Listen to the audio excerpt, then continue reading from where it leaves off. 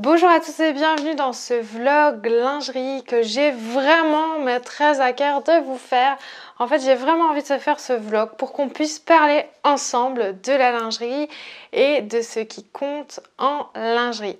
Alors ce premier épisode, il va être vraiment dédié à la morphologie et aux culottes. Donc du coup on va voir déjà quel patron de culotte pour quelle morphologie on peut utiliser et toutes les culottes on va dire qui existent, tous les bas de lingerie qui puissent exister. Justement on va commencer par ça. Et pourquoi je commence par les culottes et tous ces bas de lingerie, c'est parce que c'est le plus facile à réaliser dans la lingerie. Donc en fait j'avais envie de démarrer par ça, parce que ça me paraissait le plus évident. Alors en lingerie, voici tout ce qui peut exister pour les bas. Il y a tout d'abord les culottes. Donc culottes ou slip, voire même slip brésilien. En fait, c'est le patron classique d'une culotte, donc normale. Je vais vous montrer ça. J'ai les patrons devant moi. Donc c'est vraiment une culotte. Vous voyez sur le dos, donc ça c'est la moitié de la culotte. Sur le dos, ça couvre vraiment bien toutes les fesses. C'est le sous-vêtement qui est le plus utilisé, je pense, dans la lingerie féminine parce qu'elle est très confortable, elle est très facile à porter tous les jours. Donc le but est de venir placer un devant, un dos et ce que l'on appelle un fond de slip qui est comme ça. Donc ça c'est la moitié en fait, mes patrons, ce ne sont que la moitié à chaque fois. Et on crée ça et ensuite on assemble le tout ensemble et on crée notre culotte. Ensuite, vous avez donc slip et slip brésilien. Donc c'est la même chose, sauf que slip brésilien, c'est vraiment beaucoup plus court sur les fesses ainsi. Et le slip, c'est beaucoup plus court en hauteur. Donc la culotte, elle monte quasiment jusqu'à la taille. Et le slip, il est un peu plus bas. Et le slip brésilien, il est surtout un petit peu plus court sur les fesses que le slip. Les slips brésiliens, c'est souvent très utilisé dans les maillots de bain. Ça marche vraiment très bien. Et pourquoi brésilien? C'est parce qu'au Brésil, ils n'utilisent quasiment que ça. Ensuite, vous avez le string, string classique. Donc ça, vous connaissez. C'est devant, en fait, on cache le pubis, le sexe. Et derrière, on a une ficelle. Et c'est sûrement plus vieux que le slip parce que nos ancêtres primitifs portaient avant des strings. Ils venaient juste cacher leur sexe et laisser leurs fesses complètement découvertes. Ensuite, il y a le tanga. Alors le tanga, c'est un mélange entre le slip et le string, tout simplement parce que devant c'est une culotte, en fait c'est un slip, et derrière c'est un string, mais qui est un petit peu plus couvrant sur les fesses. En fait il y a un peu plus de dentelle, un peu plus de détails sur les fesses, et ça couvre un peu plus. Le tanga, on le retrouve également très souvent dans les maillots de bain. Également la ficelle du tanga est plus épaisse que celle du string. Ensuite vous avez le shorty, donc là c'est vraiment une élongation du slip en forme de short qui est particulièrement portée par les sportives parce que ça gaine vraiment tout, ça prend tout en compte. C'est comme un mini short mais complètement serré autour de votre corps en fait. Voilà. Et enfin, la dernière chose qui existe dans les bas des lingeries, c'est la culotte gainante. Donc c'est une culotte qui monte assez haut et qui est portée justement pour gainer le ventre, pour gainer toute la partie des hanches et du ventre, pour qu'elle soit bien plate, parce que les femmes, on a souvent des petits problèmes avec ça, nos petites formes, et du coup, on aime bien gainer toute cette partie-là. Alors justement, donc vous avez les patrons de culottes qui sont comme ça, et en fait, c'est la forme à chaque fois qui va changer pour créer ses propres patrons pour soi. Alors comment bien le choisir en fonction de sa morphologie? C'est ce qu'on va voir aujourd'hui. Cela va vous aider à bien choisir vos patrons. Alors il y a celles qui ont les fesses totalement plates, c'est-à-dire qu'elles n'ont pas de fesses, c'est presque plat entre le dos et vos cuisses et du coup elles sont un peu complexées par ça, donc elles aiment bien des fois rajouter un peu de volume à ce niveau-là. Donc quelle est la lingerie du bas qui vous correspond? Eh bien privilégiez plutôt des modèles taille basse. Pourquoi? Parce que si vous mettez taille haute, en fait ça va vraiment allonger votre silhouette et du coup ça va donner encore plus un effet de tout plat. Donc plutôt taille basse, plutôt dans la culotte ou dans le slip. Et là vous pouvez un petit peu vous amuser avec des élastiques qui donnent du volume.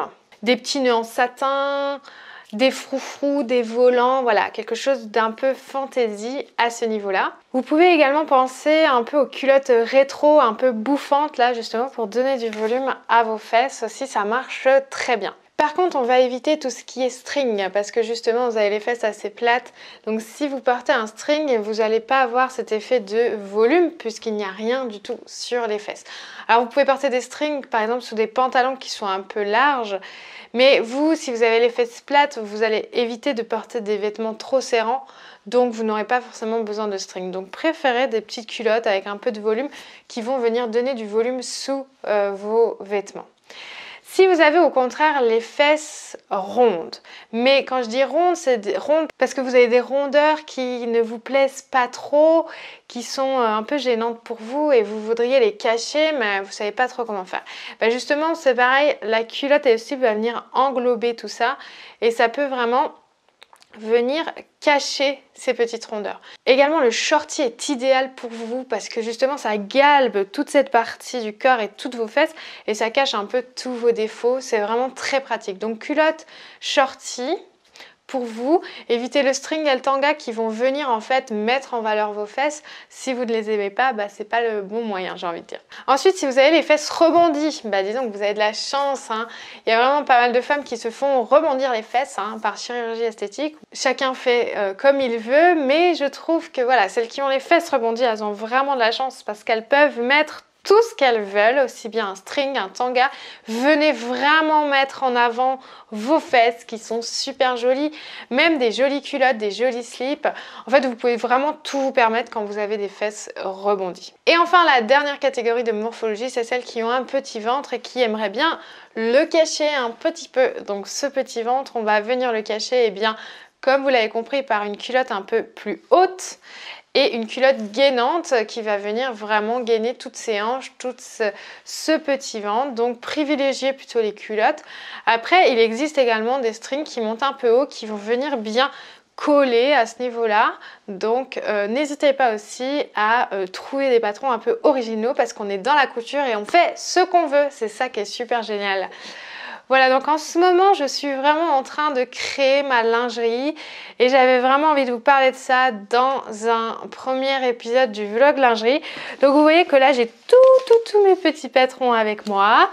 Et là, j'ai commandé le tissu. Donc j'ai commandé le tissu, j'ai fait plein de tests dans des tissus qui me restaient, dans des tissus d'avant. D'ailleurs, je vais vous les montrer.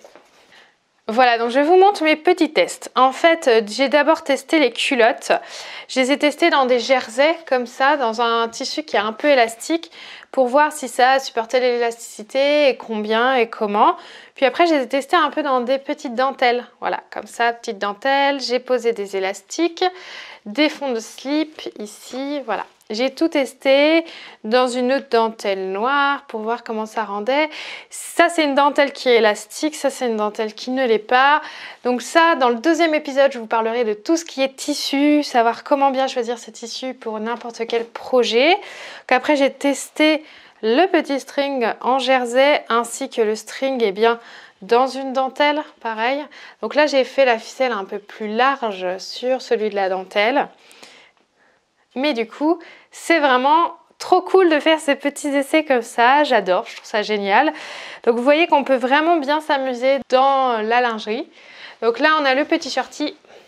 Voilà, petit shorty que j'ai testé également dans le jersey. Et puis enfin le tanga. Alors le tanga, c'est vraiment le morceau de lingerie que j'adore, que je trouve vraiment très sexy parce qu'en fait il en dévoile pas trop mais il en dévoile assez pour être assez sexy. Donc voilà, mon préféré je pense que c'est le tanga, j'en mets pas assez je trouve. Justement j'ai commandé vraiment beaucoup de tissus et quand je reçois le tissu je vous fais mon deuxième épisode sur le vlog lingerie en espérant que ce premier épisode vous a plu et vous aidera à mieux choisir vos patrons de lingerie ou en tout cas vous incitera un peu à aller les créer pour vous-même, pour vos mensurations. Donc je vous remercie, je vous dis à très vite pour le deuxième épisode de ce vlog lingerie.